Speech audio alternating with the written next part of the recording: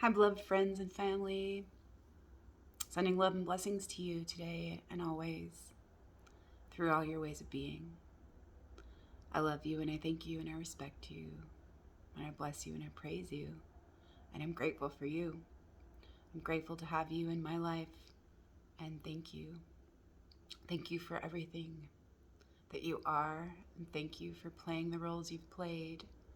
And thank you for being here and being such a beautiful, wonderful, amazing reflection of all the love you are, and to help me remember my own light and my own love and my own beauty and my own right to be fully free, being me, just as I am, here as I am, and just as I'll be.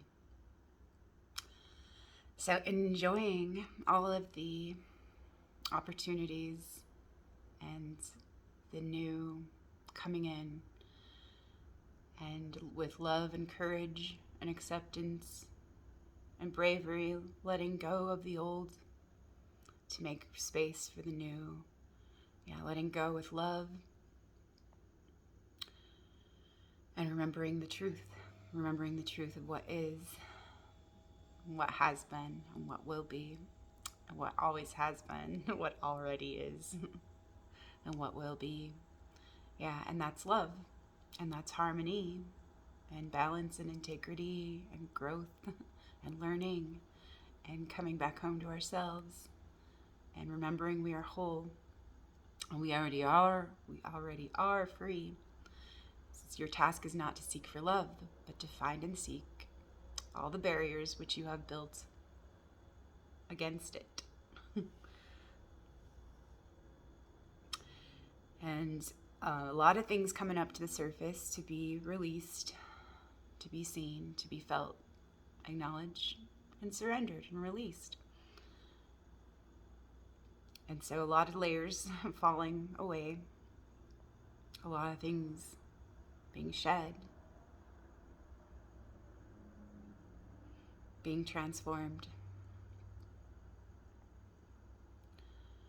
and falling away. And so, there's a few things I wanted to share. I've been purging and cleansing and purifying a lot of old blocks and things that have kept my own love from me. The pain that you carry is the love we withhold. So, I have withheld a lot of love from myself, and I didn't realize what that was about. And seeing more into those things, and these mechanisms and these strategies that were meant to protect myself, my small self, the one that felt cut off and separate from everything else. And now that some of those are dissolving and falling away, being able to see a little more clearly, although there's still a lot of confusion that comes up, and just for me to be with, helping me make the space to surrender into the space of not knowing. Because the one who knows does not speak, and the one who speaks does not know. But there is that interplay of the two, that are one. And it is, so fun and so funny sometimes to feel that, to feel into that, and to see into that. And so last week I shared a couple things that had come up for review, and I had been able to receive some little nudges and follow those threads. And it is helping me with this unraveling on this new level of awakening and remembering and integrating and being initiated into new levels of this full, true, whole being, this well-being. And so some stuff that's coming up it's a little uncomfortable, and I've felt like some resistance and some repellence to some things. And so yeah, that's been on my radar for a little bit, is that attraction and that repellence, or that aversion, or that avoidance, or that desire. Yeah. And the fear and desire cycles, and the pendulum swing, and all the feels around the wheel, all the feels, and how emotions, yeah, can be like an amazing and very crazy drug. And when we let it carry us away, or when we get carried away by our intense stories and our beliefs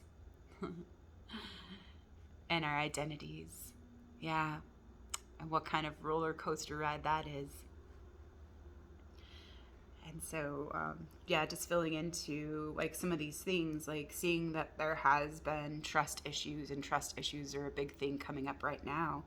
And it does have to do with the way that we trust ourselves, or that we've been taught not to trust ourselves.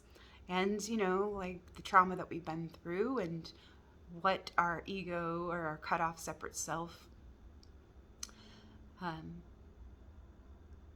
had to do, like to maintain and support and get its own needs met, for survival and all of that. And having compassion for the ego, and for like the cut off self that felt so disconnected from itself and from everything else, that it constructed and concocted all of these stories and made real for itself all of these things to help it secure its place in the scheme of separate things. But it doesn't really know who it is without all of these attachments and these fixed roles or identities, or these old patterns. And so it does feel a little bit discombobulating and disorienting and destabilizing and all of that. And just it's really awesome to see like how it is all happening for us in this divine timing and this divine order, like of coming back home to ourselves, because now is the time. Yeah. And so practicing that love of truth, and remembering, that I love loving love. And just like remembering how much I love to love, remembering how much I love to love love, and how much I love to be with love. And you are with the friend now is the message that I've been getting this whole year. You are with the friend now. It's okay for you to relax, and you can be your own friend now. You are with the friend now. And I saw something a couple days ago. A friend had sent me about the Anam Cara, and that's a Gaelic word for soul friend. And I just love that. And so thank you, Morgan, for sending me that. That was beautiful. And maybe I'll try and find a little link for that, because it was a lovely little sweet and short clip. And it's something I super appreciate remembering. And I love that archetype of the friend, and being that friend for myself, and being that friend to life, and knowing that life is my friend, and knowing that I have so many friends and allies and so much support. And I truly do feel held and loved and cared for.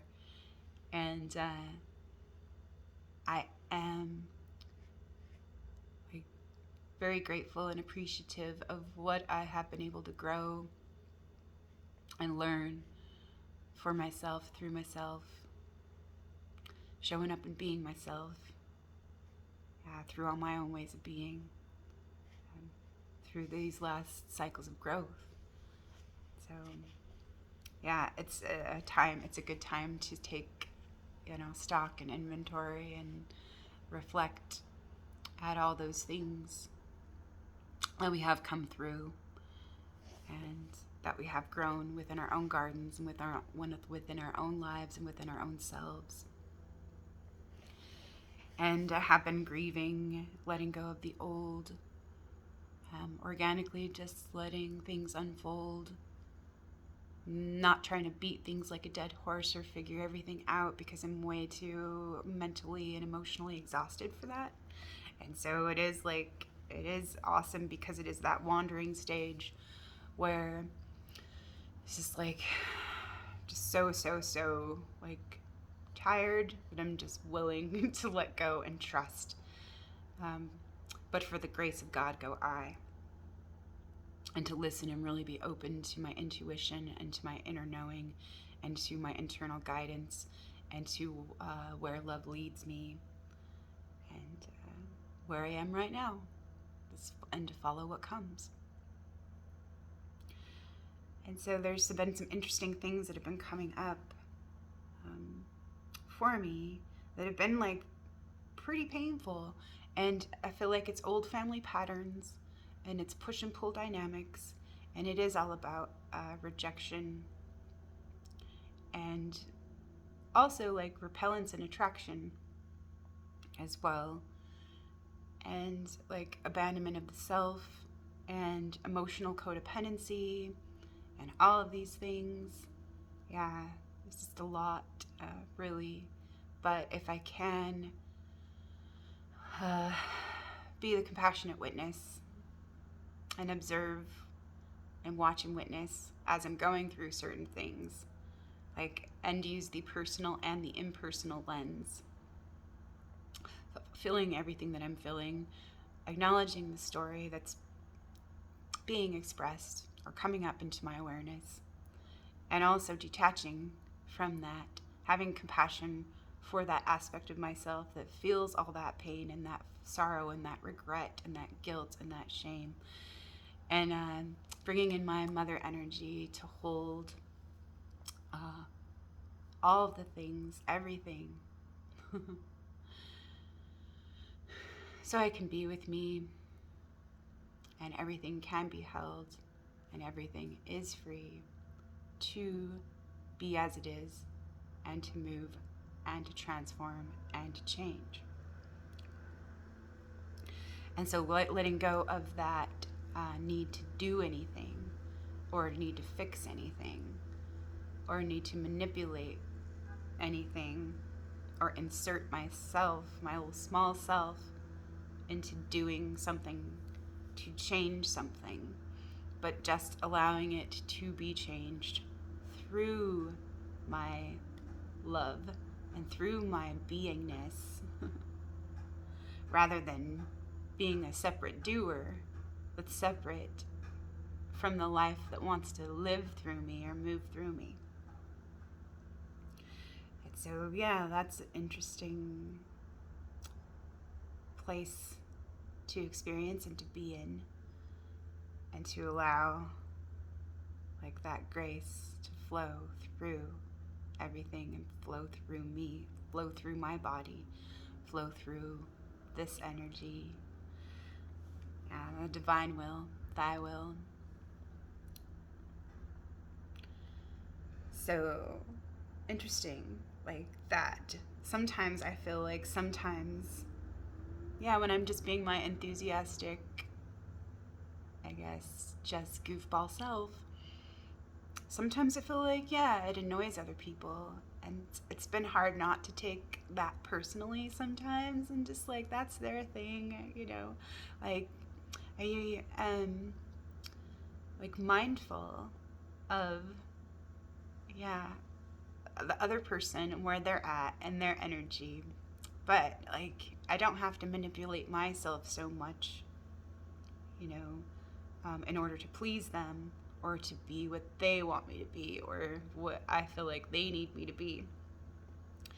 And so, there's just been some interesting, dynamics in some of my relationships that have been coming up to kind of challenge me and show me some of those things. And so I can root deeply within myself, within my heart, within my inner knowing and with my not knowing, and allow myself my whole experience, my full human experience, and allow the other their own experience, and trust others and trust myself, trust that the other in relationship with me has, all they need, and trust them to live their life in the ways that they need for the good and the growth of their own soul.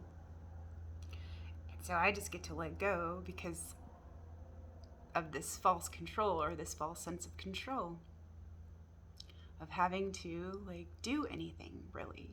Just watch, witness, listen, respond as best I'm able to, and respond from that place and that center within myself that is love, that is the love that I am, that is, and that holds all that I am. And so, just having some old stories and old wounds and old things being cleared, coming up to be transformed. So, sometimes I do feel like someone that's close to me is annoyed with me, and I feel her bristle up and wall herself up. I don't know, what to do about that. There was some part of me that was like, what do I do about that? Some part of me just wants to close back up as well, because I feel rejected in a certain way. But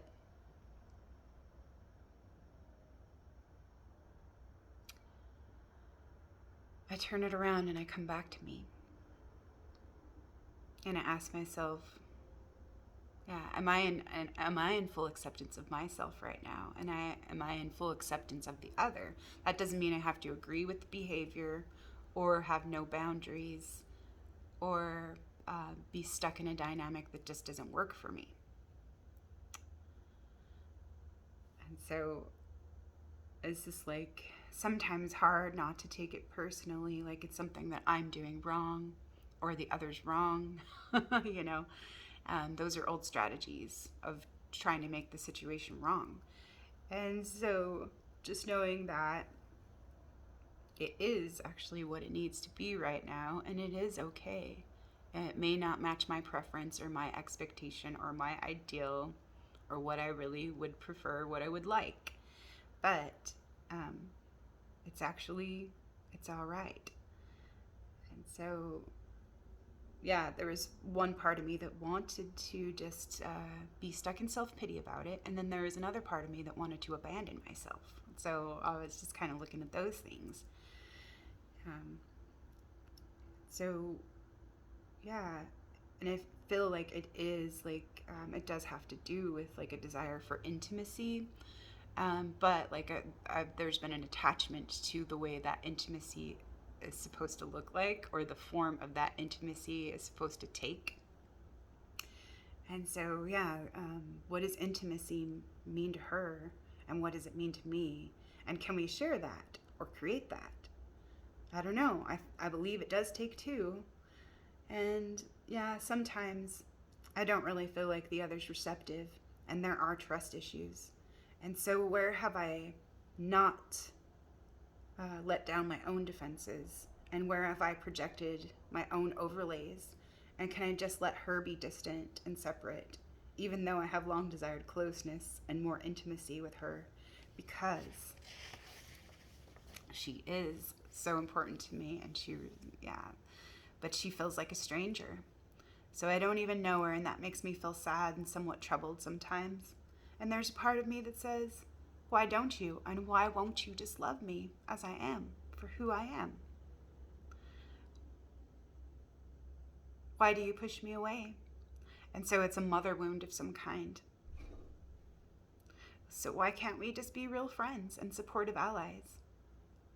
And there's this one part of me that feels like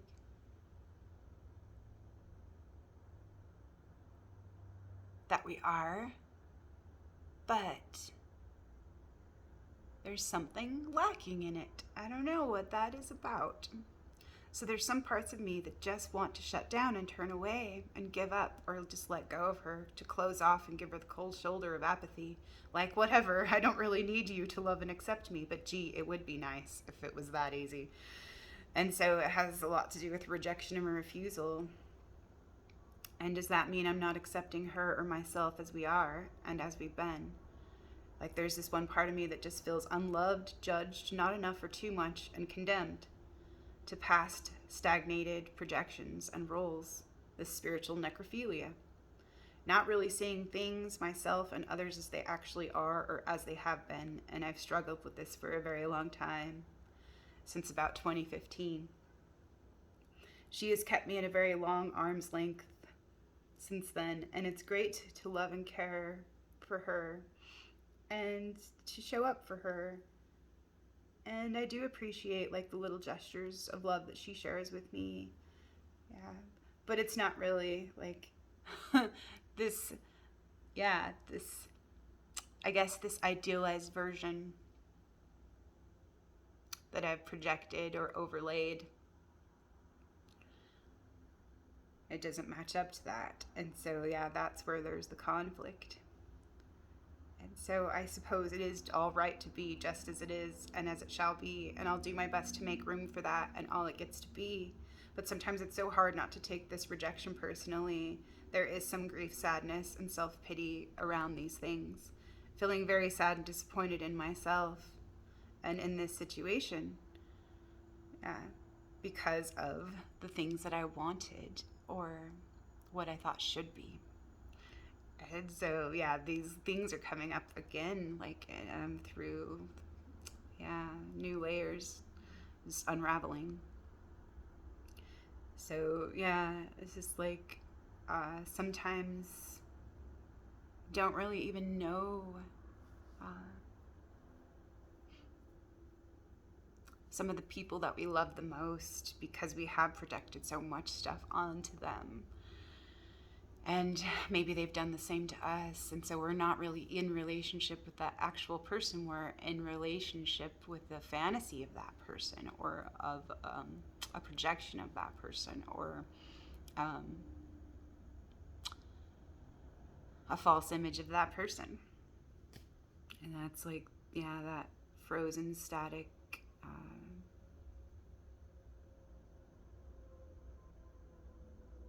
statue or a form of a person that doesn't really allow them their own fullness and doesn't allow us our own fullness and the fullness of the whole relationship. And so there's some kind of repellence, resistance, or aversion to sharing authentically and freely or just being real. So where can I be more truly honest with myself and accept myself more fully? And where can I allow myself to see more fully?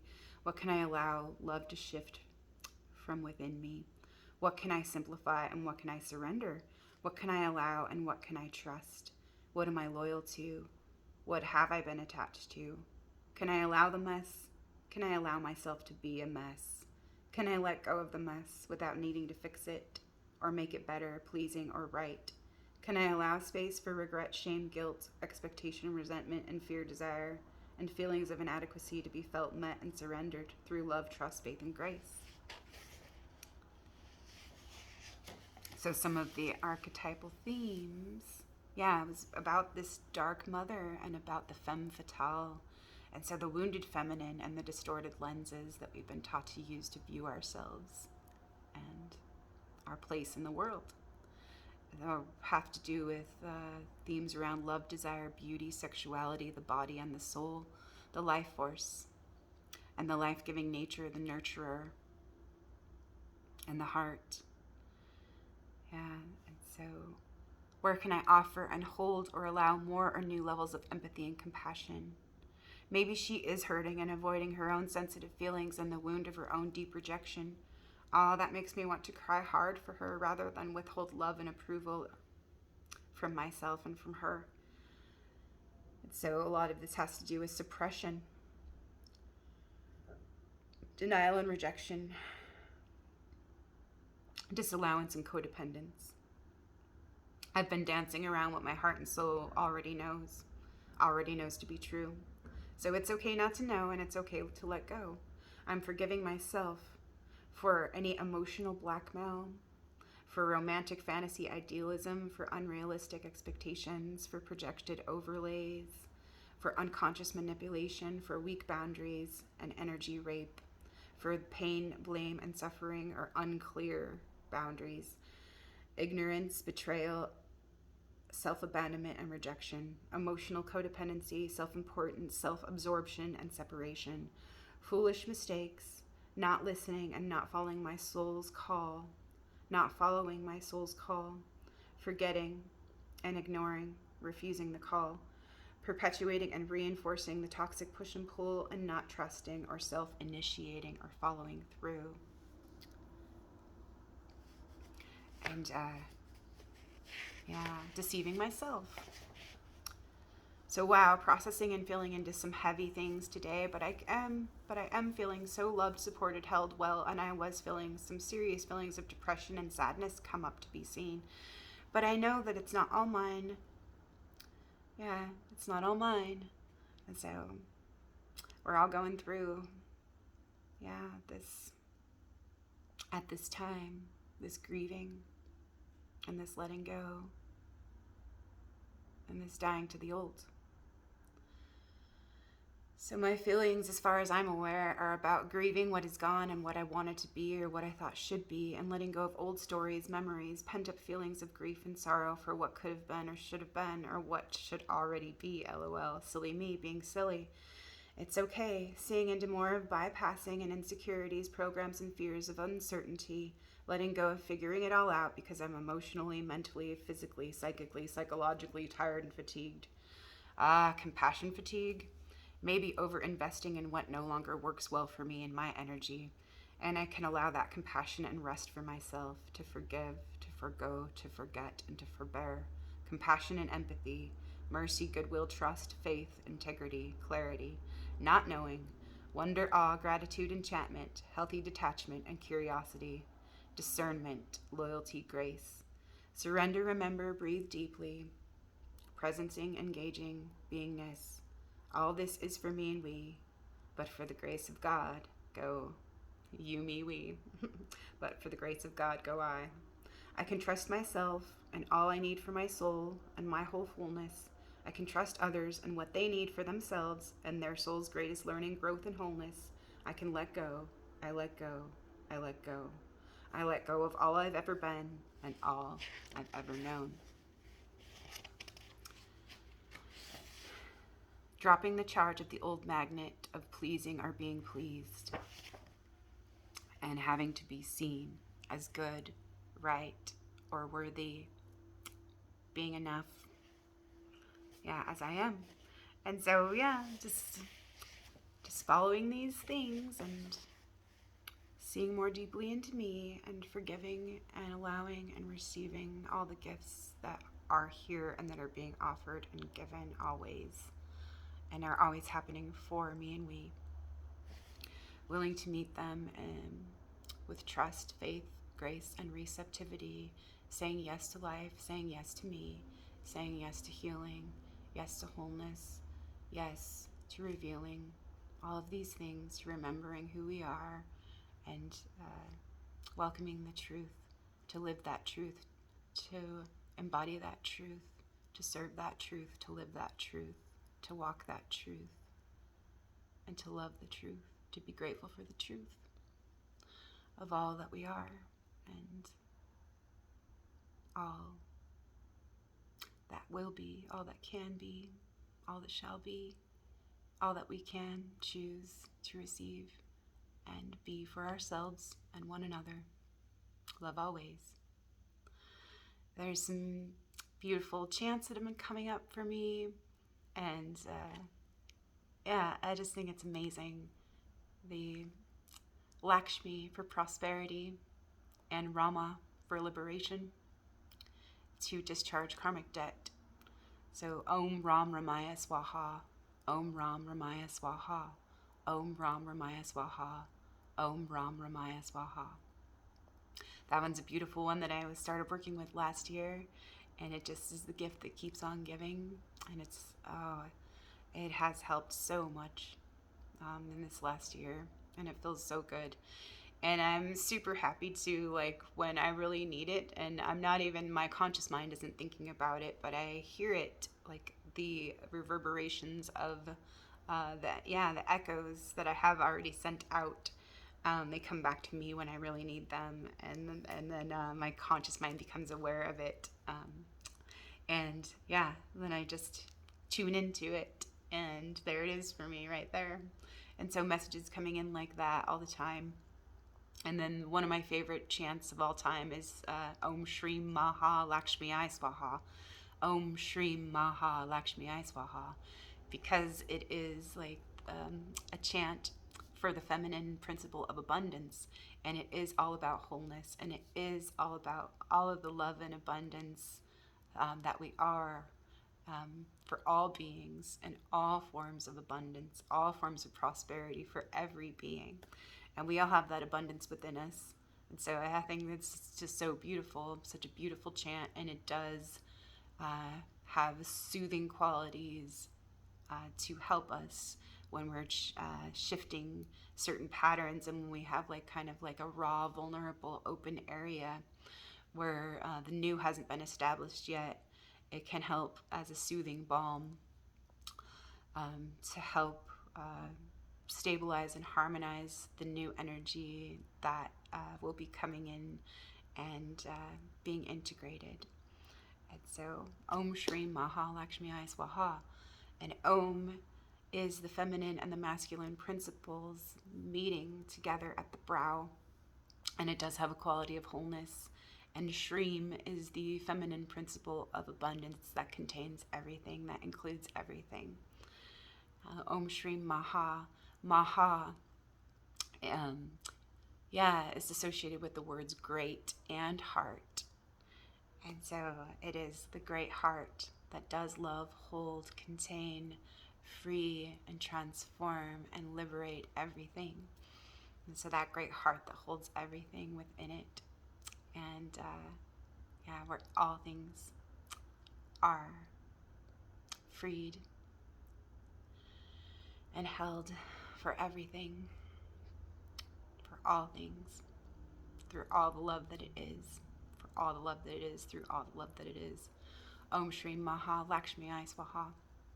And Lakshmi, the goddess of prosperity that holds the torch aloft for all beings, and holds the torch aloft for abundance in all forms for all beings. Swaha, I offer to all, I offer to the highest realms in service to all. Om Shrim Maha Lakshmiyei Swaha. Om Shrim Maha Lakshmiyei Swaha. Om Shrim Maha Lakshmiyei Swaha. Om Shrim Maha Lakshmiyei Swaha. And so, Rama and Lakshmi. And I didn't realize, I heard something yesterday, and I need to go back and investigate. And because, these two names keep coming up for me. And so, like, they do correspond to a whole lot of other energies in this fractal of consciousness and this fractal of being. And it's so cool, like, to see this. And another chant came into my head yesterday, which really helped, like, ground me and bring me back to center and bring me back to me, which was Sita Ram, Sita Ram, Sita Ram, Sita Ram, Sita Ram, Sita Ram, Sita Ram.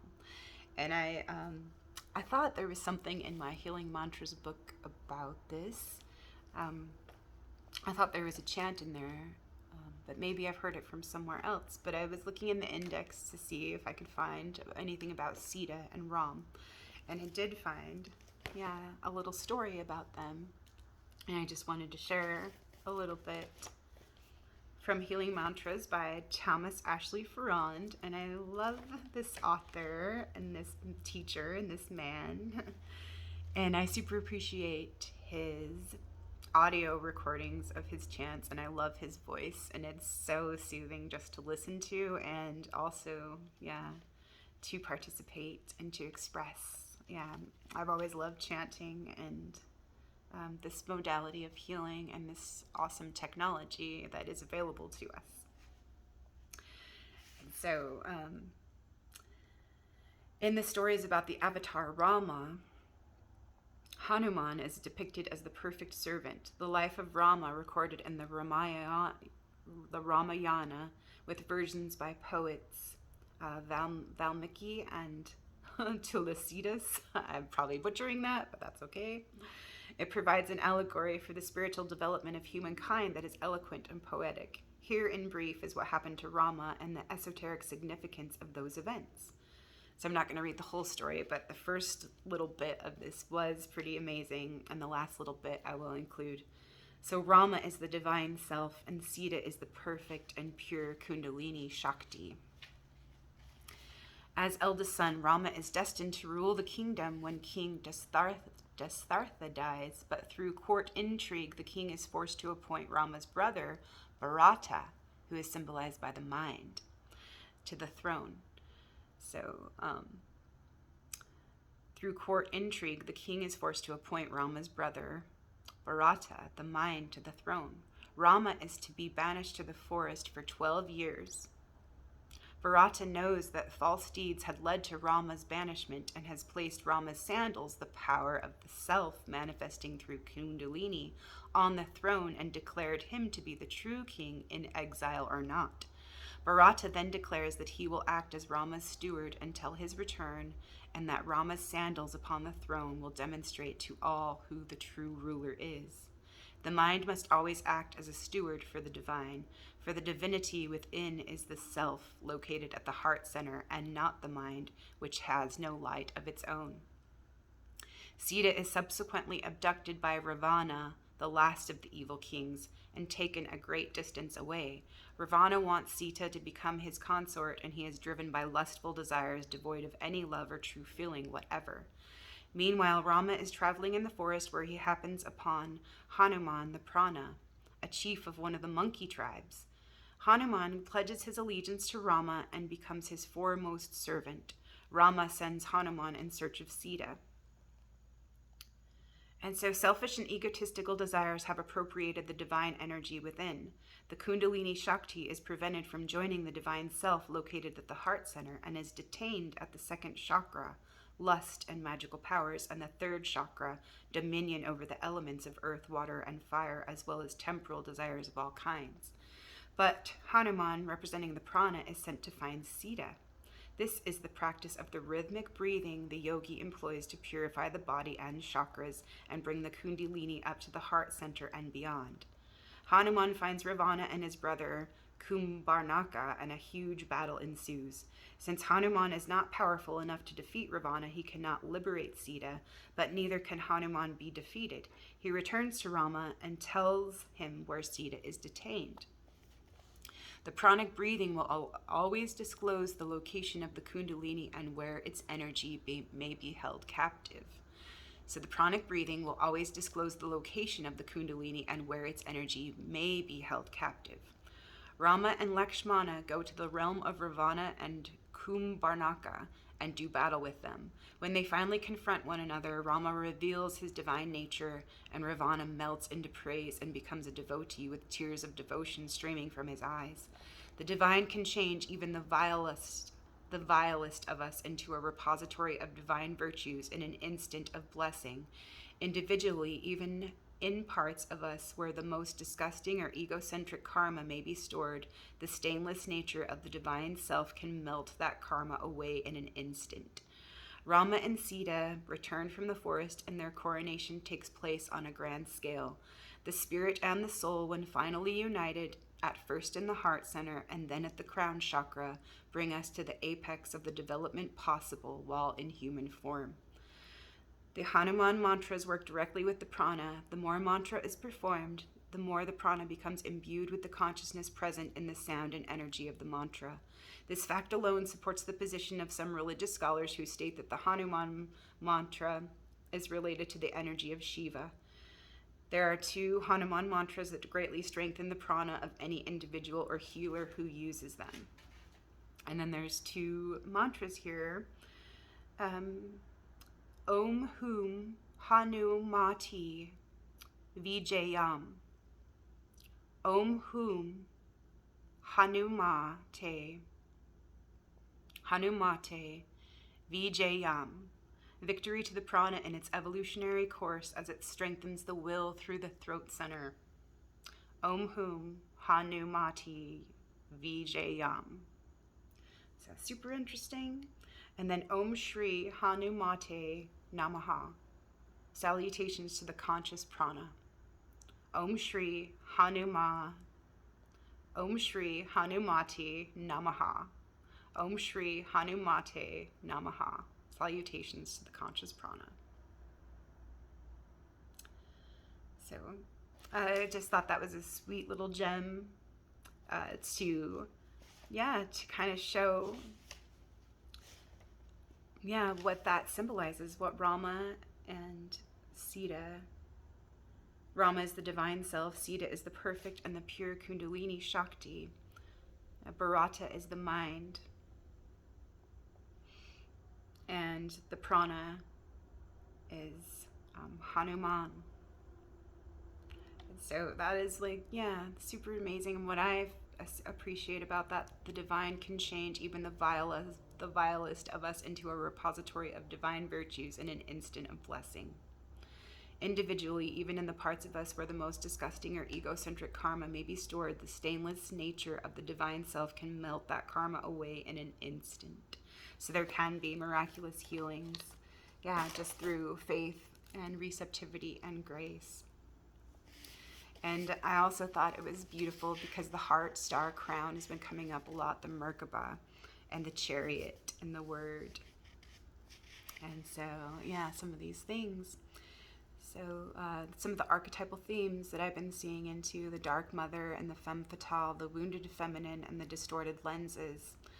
And all of these things around love, desire, beauty, sexuality, the body and the soul, the life force, the life-giving nature, the nurturer, the heart, the hearth, the home, Vesta and Hestia, the Vestal Virgins, the crown, the heart star crown, the Merkaba, the chariot, the word, the king and the queen, the seed, the sprout, the garden, flowers, butterflies and dragonflies, the cauldron, the forge, the sword, the chalice, the ever-flowing cup, the blade, the alchemist, and pricelessness, the toroidal field, the morphinogenic field, sound frequencies and biofield tuning, harmonic frequencies, new spectrums of light to tune into, being here now, the light in the center of everything, Shekinah, the sun goddess, the triple spiral, and the threefold flame, Shasat, Saraswati, Bridget, and Parvati,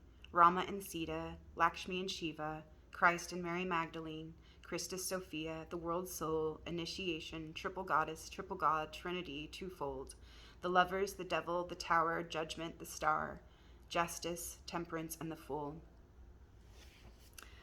So, happy new moon in Scorpio and this solar eclipse window. It's very, very potent and healing for all souls, for all of us, for all this love that we are. And just through our intention and our receptivity and our loyalty to love and to all we are, to the truth of who we are, may we receive all that we need for our true well-being. I love y'all, and I'll see you for now. Talk to you next time.